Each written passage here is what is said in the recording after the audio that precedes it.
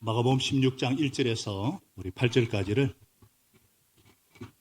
저와 여러분이 한 절씩 돌아가면서 읽겠습니다. 안식일이 지났을 때에 막달라 마리아와 야고보의 어머니 마리아와 살로메는 가서 예수께 발라드리려고 향료를 샀다. 그래서 이래 첫날 새벽 해가 막 돋은 때에 무덤으로 갔다. 그들은 누가 우리를 위하여 그 돌을 무덤 어귀에서 굴려내 주겠는가 하고 서로 말하였다. 그런데 눈을 들어서 보니 그 돌은 엄청나게 컸다. 그 여자들은 무덤 안으로 들어가서 웬 젊은 남자가 흰옷을 입고 오른쪽에 앉아있는 것을 보고 몹시 놀랐다. 그가 여자에게 나사렛 사람 예수를 찾고 있지만 그는 살아나셨소. 그는 이게 계시지 않소. 보시오. 그를 안장했던 곳이요. 그러니 그대로는 가서 그의 제자들과 베드로에게 말하기를 그는 그들보다 먼저 갈릴리로 가실 것이니 그가 그들에게 말씀하신 대로 그들은 거기서 그분을 볼 것이라고 하시오. 그들은 뛰쳐나와서 무덤에 또 도망하였다. 그들은 벌벌 떨며 넋을 잃었던 것이다. 그들은 무서워서 아무에게도 아무 말도 못하였다. 아멘. 부활하신 예수, 살아계신 주님, 이런 제목으로 말씀의 은혜를 나눕니다. 여러분 기쁘시죠? 행복하시죠? 이유가 뭐예요? 그래요. 우리가 이렇게 기뻐하고 행복해하고 예배드리고 즐거워하는 이유가 뭐예요? 바로 예수님께서 부활하셨기 때문입니다.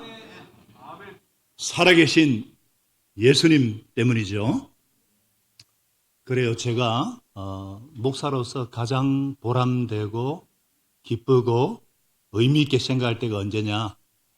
오늘 같은 부활절 예배 그리고 장례 예배를 섬길 때입니다. 장례식을 집례할 때인데 정말 슬퍼하고 고통하는 유족들에게 부활이요 생명이신 예수님을 전할 수 있기 때문입니다. 어떤 인간의 말로 위로할 수 있겠어요? 사람의 죽음은 가장 큰 충격인데 더구나 사랑하는 가족, 사랑하는 이의 죽음은 더 큰 충격으로 다가오잖아요. 제가 아는 어떤 자매는 사랑하는 엄마가 갑자기 사고로 돌아가셨어요. 그래서 충격을 받아서 3, 4일째 혼수 상태에 빠졌어요. 그 충격을 이기는데 수년이 걸렸습니다. 그러나 그런 그들에게 다시 만날 수 있다는 소망, 죽음이 끝이 아니라 이거보다 더 큰 부활의 영광, 부활의 주님이 계신다는 이 소식만큼 위로가 되고 기쁨이 되고 능력이 되고 생명이 되는 소식이 어디 있겠습니까? 할렐루야. 할렐루야. 지하싱에서 왔군요. 중국에서. 여러분 가운데 아직도 해결되지 않은 슬픔의 문제를 가지고 계신 분이 계시다면 또 죽음에 대한 어떤 두려움이 있는 분이라면 과거에 대한 어떤 상처와 해결되지 않는 어떤 그런 고통 가운데 힘들어하는 분이 계시다면 부활하신 예수님을 만나시기를 바랍니다. 죽음을 이기시고 부활하신 예수님만이 참된 위로가 되시고 참된 소망이 되시고 참된 생명이 되시기 때문입니다. 그런데 말이에요. 그런데 문제는 정말 예수님의 부활이 믿어지느냐 하는 겁니다. 믿어지세요? 옆에 분에게 정말 믿어지세요? 물어보세요. 정말 믿어지세요? 예수님 부활이 믿어지세요? 믿어지니까 여기 왔지. 근데 여기 계신 분 중에 예수님의 부활을 믿지 못하는 분이 계실 거예요. 특별히 나는 하나님은 믿겠는데 예수는 못 믿겠다 하는 분들은 예수님의 부활을 믿지 못해서 그래요. 만일 여러분 중에 예수님의 부활을 믿지 못하는 분이 계시다면 너무 염려하지 마세요. 괜찮아요. 예수님의 제자들조차도 예수님의 부활을 목격한 제자들조차도 부활을 믿는데 굉장히 애를 먹었어요. 오늘 놀랍게도 부활의 첫 목격자들, 그들조차도 예수님의 부활을 믿지 못했어요. 저는 성경에 이렇게 기록이 어설프다는 것이 굉장히 놀랍고 또 위로가 됩니다. 아니, 부활을 믿게 만드는 것이 신약 성경을 기록한 목적이라면 어떻게 이렇게 허술하게 기록할 수가 있어요? 예수님은 말씀하신 대로 부활하셨군요. 예수님이 부활하신 걸 단번에 믿게 되었다든지, 이게 너무 기뻐서 막 날뛰고 막 춤을 추었다든지, 아니에요, 그게. 그게 아니에요. 보실까요? 죽은 예수님의 시신에 향유를 발라드리려고 무덤으로 가고 있었어요. 가면서도 누가 우리를 위해서 이 큰 돌을 무덤 어귀에서 굴러내 주겠는가? 그 당시 무덤을 막고 있는 돌문은 1.5m, 1.5톤이 넘어요. 저건 아무도 못 움직여요. 걱정하면서. 그리고 흰옷 입은 남자, 천사입니다, 천사. 보고 몹시 놀라고. 또 이렇게 무덤에서 도망해서 벌벌벌 떨면서 무서워서 아무 말도 못했다 그랬어요. 심지어 나중에 다음 주 또 보겠지만 다음 주 부활 투어를 전합니다. 다음 주도 오셔야 돼요. 그들은 다른 제자들에게 예수님이 부활하신 걸 알렸지만 제자들은 말을 믿지 않았습니다. 여자들이 미쳤나 그랬어요. 심지어 나중에 부활하신 예수님은 그 제자들에게 나타나셔가지고 그들의 믿음 없는 것을 꾸짖으셨다 그랬어요. 꾸짖었어요. 야, 위로가 됐죠? 왜 성경은 이런 것들을 다 기록하고 있습니까? 단번에 확실히 믿었더라 그러면 좋겠는데 그게 아니라 왜 안 믿어지는 것을 이렇게 정직하게 기록하고 있느냐?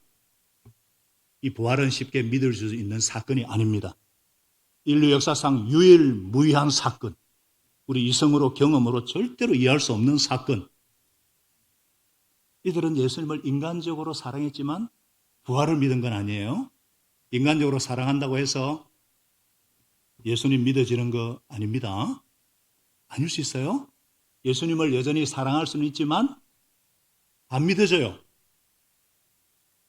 여전히 교회는 다니는데 예수를 믿어서가 아니라 그냥 예수님이 좋은 분, 성경 말씀이 좋은 말씀이 많고 또 교회 다니는 분 보니까 이렇게 선하게 생겼고 해코지 하는 분이 없는 것 같고 사람 만나는 게 좋아서 사람 만나러 오는 게 좋아가지고 교회 밥도 그냥 먹어보니까 맛있더라고. 그래서 그냥 교회 다닐 수 있어요. 그냥 다닐 수 있어요. 그런 분은 교인은 될 수 있을지 모르지만 예수 제자는 될 수 없습니다. 능력 있는 크리스찬은 될 수 없습니다. 능력 있는 부활의 정의는 될 수가 없습니다. 어떤 분은 평생 NGO 기독교 단체에서 열심히 봉사를 했어요. 근데 이 사람의 궁금증은 왜 이렇게 하나님이 살아계시면 악이 존재하는가? 아프리카 저 아이들은, 인도의 저 아이들은 왜 저렇게 죽어간 것을 보고도 하나님은 가만히 계시는가? 그래서 이 사람은 죽는 날까지 예수님을 사랑했어요. 예수님만한 분은 없는 거예요. 이렇게 매력적이고 이렇게 가장 뛰어난 인간 예수. 우리도 그런 신앙생활을 할 수 있습니다. 윤리적이고 도덕적이고 율법적인 종교 활동을 할 수 있어요. 진짜 힘듭니다. 그런 신앙생활. 안 그래도 바빠 죽겠는데. 자, 이 막달라 마리아 여인들 보십시오. 은혜가 커서 예수님이 받은 은혜가 너무 커가지고 예수님을 떠날 수는 없어요. 그러나 반쪽 신앙이에요. 신앙의 핵심인 부활의 믿음, 부활 신앙이 없었어요. 십자가 없는 부활은 의미가 없고 부활이 없는 십자가는 비참해요. 아니, 죽은 예수님이라면, 그래서 우리가 지금도 그분을 경험할 수 없는 분이라면 단순히 성경 속의 인물로만, 역사적 인물로만 실존했다는 게 우리 믿음의 근거라면 우리는 그분을 하나님이라고 부를 수 없죠. 그러나 부활이 우리 신앙의 근본이고 핵심이고 기초이기 때문에 성경은 분명히 말씀하고 있어요. 로마서 10장 9절을 우리 다 같이 읽어봅니다. 시작. 당신이 만일 예수는 주님이라고 입으로 고백하고 하나님께서 그를 죽은 사람들 가운데서 살리신 것을 마음에 믿으면 구원을 얻을 것입니다. 예, 우리가 예수를 믿어야만 구원을 얻을 수 있다. 이렇게 말하는 근거가 뭐예요? 예수님께서 부활하셨기 때문입니다. 지금까지 지구상에 태어난 인간의 숫자가 얼마인지는 모르겠지만 또 그런 사람들 중에 위대한 삶을 산 분들이 들어 있었지만 정말 예수님처럼 오셔서 죽은 지 몇 분, 몇 시간이 아니라 사흘 만에 또 살아나서 잠시 살다가 다시 죽은 것이 아니라 영원히 죽지 않는 몸으로 부활하신 분은 예수님밖에 없습니다. 예수님께서는 이렇게 유일무이한 분이시기 때문에 우리가 구원받기 위해서는 유일무이하신 이분만을 믿어야 한다. 이렇게 말씀할 수 있는 거예요. 우리 믿음의 근거가 무엇입니까? 우리 확신의 근거가 무엇입니까? 우리가 이렇게 예배드리는 이유가 뭐예요? 우리가 전도하는 근거가 무엇입니까? 예수님의 부활입니다. 예수님의 부활은 역사적인 사실입니다. 팩트입니다. 이 자리에 앉아 계신 분 중에 이순신 장군의 존재를 의심하는 분 계세요? 한번 손 들어보세요. 이순신 장군. 에드머럴 리 순신. 이순신 장군이 1598년에 92년도 8년까지 거북선을 만들어서 최초의 철갑선이죠. 외적을 물리친 것을 사실로 믿으시죠? 23성 불패의 신화 믿으시죠? 그런데 이순신 장군 만나봤어요? 이순신 장군 봤어요? 그런데 믿는 이유가 뭐예요? 있으니까. 그렇지. 네 국사 잘하네. 그지? 역사적인 기록이 남아있으니까. 이것을 역사과학적인 증거라고 그래요. 이것보다 더 사실적이고 더 역사적인 것이 예수님의 부활입니다. 예수님의 부활을 목격하고 경험한 사람들의 증언을 모아 기록한 놓은 것이 바로 이 신약 성경이라는 성경책이에요. 베스트셀러. 전 영원히 변치 않은 이 성경. 이 성경뿐만 아니라 그 밖에 많은 역사적인 기록물들 가운데 예수님의 부활만큼 많이 언급된 것이 없어요. 자, 그렇다면은 예수님의 부활을 가장 사실적으로 기록한 최초의 복음인 마가복음에서는 이 부활을 어떻게 증언하고 있느냐? 첫째, 빈 무덤이에요. 뭐라고요? 빈 무덤이에요. 예수님의 무덤이 비어있는 것을 통해서 부활을 알 수가 있다는 거예요. 6절은 말씀하죠. 천사가 여자들에게 말했어요. 놀라지 마시오. 그대들은 십자가에 못 박히신 나사렛 사람 예수를 찾고 있지만 그는 살아나셨소. 그는 여기에 계시지 않소. 보시오. 그를 묻었던 곳이요. 빈 무덤. 공자님도 돌아가셔서 무덤이 있고 석가모니도 돌아가신 다음에 태워서 제를 6군데에 무덤을 만들었어요. 또 스리랑카에 가보면 예수님의 치아만 보관한 불치사라는 절이 있는데 그걸 보려고 하루에도 수천 명이 왔는데 보지도 못해요. 밀려서. 치아 그게 뭐라고 치아 보려고. 마음에서 또 무덤이 있고요. 이제 이만희도 곧 죽을 것인데 그를 따르는 추종자들도 흩어질 거예요. 그러나 예수님의 무덤만은 비어 있습니다. 지금도 비어 있어요. 무덤이 없어요. 왜? 왜 비어 있을까? 예수님이 부활하셨기 때문에. 살아계신 분을 무덤이 가둘 수가 없잖아요. 부활하셨기 때문에 누가 뭐래도 우리는 예수님을 믿어야만 구원을 받습니다. 그러므로 예수님이 부활을 증명하는 게 뭐냐? 첫째, 예수님만이 하나님이 보내신 분이에요. 예수님만이 의인이세요. 사람이 왜 죽어요? 왜 죽습니까? 병들어서?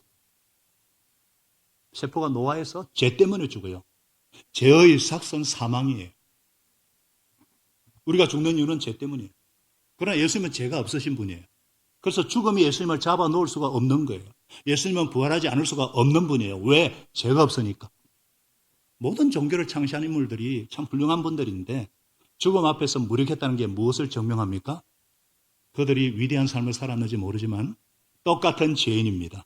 그래서 공자님도 석가모니도 마음에 또 구원을 얻으려면 예수를 믿어야 합니다. 예수님께서 부활하셨다는 것은 온 인류 가운데 죄 없는 신분은 예수님밖에 없는 것입니다. 예수님만이 의인이고 예수님만이 하나님의 용서가 필요 없는 분이고 예수님만이 우리를 구원하실 수 있는 분이십니다. 부활하셨기 때문에 그래요.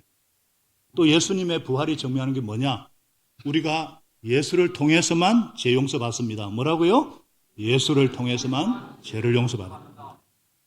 만일 예수님의 부활이 없다면 예수님께서 우리를 위해서 죽으셨고 그래서 예수님을 주님으로 영접하면 내 죄가 용서받고 하나님의 자녀가 된다는 거 그 근거가 없어요.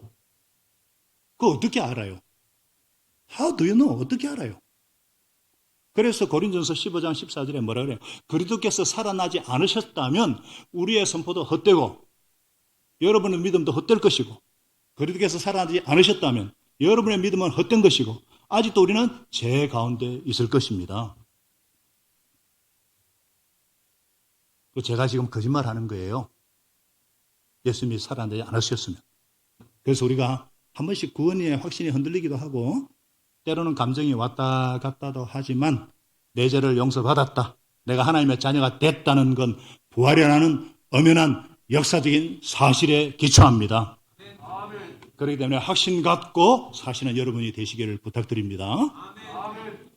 자, 그러면 다시 질문으로 돌아가서 도대체 부활하신 예수를 어떻게 만날 수 있는가 이거죠. 부활하신 예수를 어떻게 만날 수 있을까요?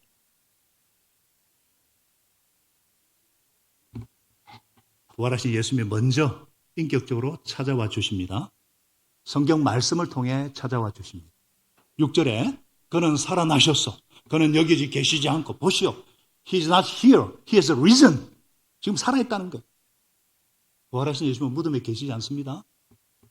무덤 같은 죽음이 지배하는 곳으로부터 떨치고 일어나셨어요. 죽음이 지배하는 곳에 더 이상 머물러 있지 않습니다. 죽음으로부터의 자유, 죽음에 대한 죽음, 사망에 대한 사망 선고. 할렐루야. 예수님은 부활의 첫 열매가 되셨어요. 첫 열매는 뭐예요? 그 다음 열매, 그를 따르는 제자들, 믿음으로 연합한 제자들도 그 다음 열매가 되는 거예요. 우리도 다 죽음을 이기신 이 사건이 마가복음의 결론이에요. 복음 중에 복음이 부활이에요. 그래서 부활의 생명 안에 사시기를 바랍니다. 사망 권세가 주는 두려움이나 어떤 회한이나 어떤 허무나 아쉬움들 우리를 더 이상 얽매일 수 없어요. 또 이 땅의 어떤 세상의 권세도 어떤 제도도 모든 족쇄로부터의 자유 우리가 이 땅에서 살지만 이 세상에서 자유한 삶 유한한 생명을 가지고 살지만 무한한 부활 생명 안에서 사는 삶 그래서 육신의 한계에서도 자유로워지시기를 바랍니다. 아이고 좀 아프면 아픈가 보다. 우리 몸이 원래 이제 흙이니까 건강하면은 얼마나 더 하나님이 쓰시려고 그러시나 그렇게 하면 사시길 바라요. 부활하신 예수님은 인격적으로 찾아오시네 먼저 울고 있는 마리아에게 찾아오셨어요. 다음 주에 자세히 보겠습니다만 또 이미 부활하신 예수님은 먼저 갈릴리로 갈 테니까 거기서 제자들을 볼 것이다 그랬어요. 말씀대로 갈릴리에서 제자들에게 예수님이 나타나셔가지고 왜 당신이 죽으셔야 했는지 성경의 예언을 자세히 풀어서 설명해 주셨어요. 우리가 요한복음을 통해서 예수님을 세 번이나 부인하고 도망친 베드로에게 찾아가셔가지고 갈릴리에서 네가 나를 아직도 사랑하느냐 하시면서 베드로를 만나주시는 등 세상에 예수님이 40일 동안 부활하신 모습을 11번에 걸쳐서 보여주시고 그래도 믿지 못하니까 오순절 날이 이르러가지고 비로소 성령 받고 두려움에서 벗어났고 부활의 정인으로 살기 시작합니다.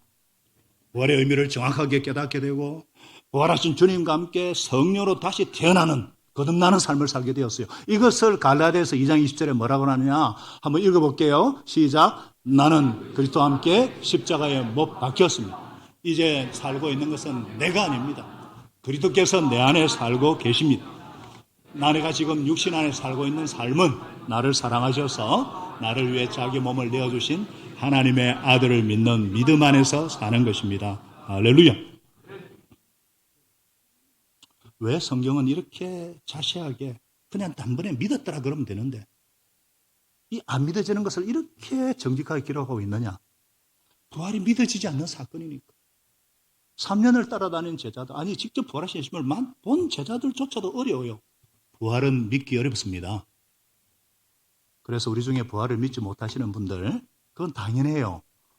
아이고, 내가 왜 이렇게 믿음 없나? 비관할 필요가 없어요. 근데 문제는, 아니, 우리가 구원을 받기 위해서는 분명히 로마 10장 9절에 예수님이 정말 죽었다가 부활하셨다는 걸 믿어야 한다고 그랬는데, 믿어지지 않는데 그러면 어떻게 하느냐? 그럼 어떻게 하느냐? 결정하는 것입니다. 뭐라고요? 결정하는 거예요. 무슨 말이냐? 내가 이해하고 납득할 수 있는 사건인가 아닌가를 결정하는 것이 아니라 내가 이 부활 사건을 사실로 받아들일 것인가 거부할 것인가 결정하는 거예요. 예수님이 진짜 부활하셨다고 하니까 사실이니까 아 정말 예수님이 지금 살아계시구나 믿기로 결정하는 거예요. 그래서 예수님이 부활하신 것처럼 그렇게 사는 거예요. 부활을 믿는 것처럼 살면 믿으십니다. 먼저 이분을 나의 주님으로 영접하는 거예요. 그리고 예수님을 주님으로 영접하면 내 모든 죄를 깨끗이 용서해 주시는 것을 믿기로 하는 거예요. 그래서 마음속에 어떤 죄책감이 들거나 그럴 때 괴로워하지 마시고 이런 죄를 용서해 주신 주님 감사합니다. 감사 기도로 바꾸는 거예요. 또 예수님을 주님으로 영접하면 하나님이 우리를 어렵다고 분명히 해준다 하셨으니까 그것을 믿기로 결정하는 거예요. 그래서 하나님 나를 어렵다고 해주시니까 얼마나 나를 이뻐하겠어요? 나를 볼 때 얼마나 이쁘겠어요? 우리 애기들 보기만 해도 이쁘잖아요. 그래서 편한 마음으로 하나님께 나와서 도움도 청하고 기도도 하는 거예요. 그래서 예수님이 부활하신 것처럼 살면은 부활이 믿어집니다. 아니 이런 얘기를 하면은 어떤 분은 그거는 심리적인 조작이 아닙니까? 이렇게 생각할 분도 계신데 아니에요. 심리적인 조작이란 사실이 아닌데 사실인 것처럼 믿게 만드는 게 심리적인 조작이죠. 그러나 예수님이 부활하시다는 것은 역사적인 사실입니다. 분명한 사실인데 내가 믿어지지 않는 것이고 내가 부활하시다는 것이 감이 안 잡히니까 분명히 예수님이 살아계신 것처럼 나도 한번 살아봤어. 그래서 우리가 살아계신 주님, 부활하신 주님을 체험하자는 거예요. 우리 기독교는 체험의 종교입니다. 하나님은 체험으로 만날 수 있는 분입니다. 체험될 수 있는 분이세요. 그래서 내가 그 믿음대로 살 것 같으면 그 믿음대로 되어지고 내가 체험하는 것을 통해서 더 확실하게 믿게 되는 거예요. 그래서 부활을 못 믿겠다는 분은 예수님이 부활하신 것처럼 살아보시기로 한번 결정해 보시기 바랍니다. 부활은 인류 역사상 반해적인 사건이기 때문에 이성으로 상식으로 경험 밖의 사건이에요. 우리가 어떤 이해하거나 검토하거나 연구한다고 쉽게 믿어지는 사건이 아니에요. 다만 개인적으로 경험해야 되는 사건이에요. 마치 우리가 요한복음 14장 14절이죠. 너희가 무엇이든지 내 이름으로 구하면 내가 다 이루어주겠다. 이 약속을 믿고 약속의 말씀이 있으니까 그래서 내가 기도해서 기도한 대로 되면은 하나님이 진짜 들어주셨네? 믿는 거예요. 기도도 안 해보는 사람은 이걸 알 수가 없어요. 그죠? 그래서 하나님이 들어주셨다 믿고 그래서 크고 작은 문제도 또 기도를 하니까 자꾸 기도한 대로 되니까 하나님께서 기도에 응답해 주시는구나.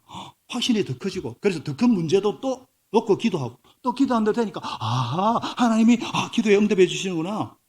이런 체험이 생기면서 확신이 생기는 것입니다. 자꾸만 머릿속으로 이론적으로 생각하지 마시고 분석하지 마시고 기독교는 체험의 종교니까 믿기로 결정하고 믿는 것처럼 살아보시면 내가 믿는 것이 사실이다 하는 것을 체험하게 됩니다. 하나님은 살아계시기 때문입니다. 예수님은 살아계신 주님이시기 때문입니다. 따라하겠습니다. 믿음은 결정이고 믿음은 체험이다. 그래서 여기 오신 분들은 오늘 부활하신 걸로 믿으시고 믿기로 결정하시기 바랍니다.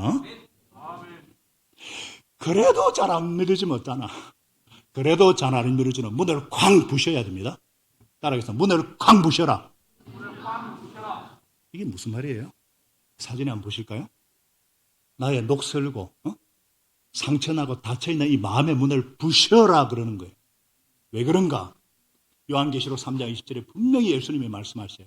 보아라, 내가 문 밖에서 문을 두드리고 있다. 계속 예수님이 부활하신 예수님이 두드리고 계신단 말이에요. 누구든지 내 음성을 듣고 마음의 문을 열면 나는 그에게 쏙 들어가서 그와 함께 먹고 그는 나와 함께 먹을 것이다. 함께 먹는 식구가 되어주겠다 이 말이에요. 부활하신 예수님은 계속해서 제 마음의 문을 두드리고 계셨어요. 제가 예수님 영접할 때 제가 20년 동안 마음의 문을 닫고 예수님을 문전박대한 것을 회개를 했어요. 중학교 2학년 때도 두드리고 있는데 제가 됐어요. 또 고등학교 때도 한번 두드리는데 제가 됐고요. 대학생 때 비로소 내 의지보다 주님의 의지가 더 크신 거예요. 내 마음의 문을 조금만 열면 주님이 들어오십니다. 성령님으로 들어오시는 거예요. 그래서 어떤 상처와 병적인 의심과 녹이 쓴 문, 이 닫힌 문을 그냥 꽝 부셔버려야 돼요. 마치 천군 천사가 큰 지진이 일어나서 돌문이 깨지고 굴러가듯이 마태복음은 그렇게 돼 있어요. 지진이 일어나거든요. 여러분 마음의 영혼의 지진이 일어나야 돼요. 예수님은 부활하셨습니다. 2000전의 무덤을 깨고 부활하셨다는 것은 그가 더불어 지금도 살아 계신다는 거예요. 살아계신 주님은 우리와 더불어서 성령으로 교제하시고 성령으로 함께 계십니다. 그래서 부활하신 예수님은 세상 끝날까지 너희와 항상 함께 있을 것이다 말씀하시는 거예요. 그래서 정말 예수님을 믿기로 결정하면 하나님의 자녀가 되는 특권을 주시고 아멘. 성령으로 다시 태어나게 하시고 아멘. 확신도 주시고 담대한 믿음의 사람이 되게 하시고 환희의 사람이 되게 하십니다. 저와 이 자리에 계신 분들은 이 믿기로 결정하고요. 굳어진 마음의 문을 부수고 성경을 공부하고 묵상하고 말씀에 근거해서 기도하다 보니까 부활도 깨닫게 하시고 부활을 체험하게 되었고 예수님을 나의 하나님으로 고백하게 되었고 천국에 대한 확신도 가지게 되었고 예수님처럼 나도 부활한다. 부활의 주님과 동행하는 삶이 일상의 삶이 되어지는 것입니다. 그래서 이 부활을 확신함으로 능력 있는 증인의 삶을 살게 하시는 거예요.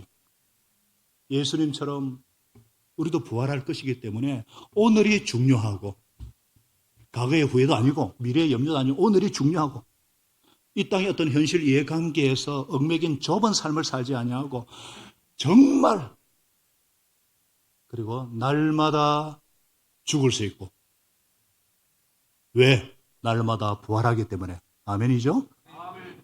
영원한 부활 영생을 소망하게 하시고 아멘. 견고하고 흔들리지 않고 주님의 선한 일을 더욱 많이 할 수 있게 되는 것입니다. 아멘. 사랑하는 형제자매 여러분, 미래로 교인들이요, 그리고 브라더 앤 시스터스, 예수님은 죽으시고 부활하신 것은 역사적인 사실입니다.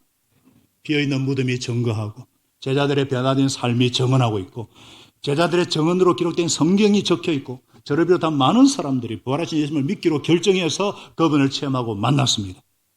저와 여러분이 살아계신 주님을 영접하셨으면 이제는 예수님이 내 인생의 주인인데 어려운 가운데 그냥 두시겠어요? 위험 가운데 그냥 두시겠어요? 고난이 무한정 괴로워지도록 그냥 모른 채 하시겠어요? 부활하신 예수님을 신뢰하셔야 합니다. 믿음으로 사셔야 됩니다.